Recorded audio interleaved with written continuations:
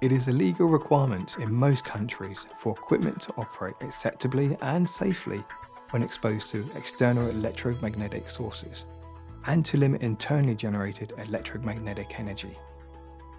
Using an external EMC filter is one way to ensure compliance.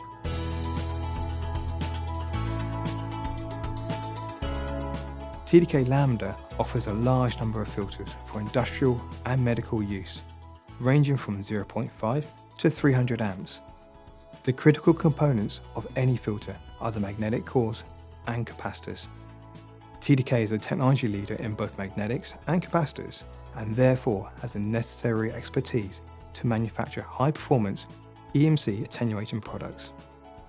Take a look at some of our popular EMC filter ranges. RSEV single phase, one compact case style across the series from 6 amps to 30 amps. No parts to lose, the integrated terminal block has captive screws. Optional bracket for DIN rail mounting. RSEN single phase, small package sizes, wide choice of ratings from 3 to 300 amps for optimum attenuation.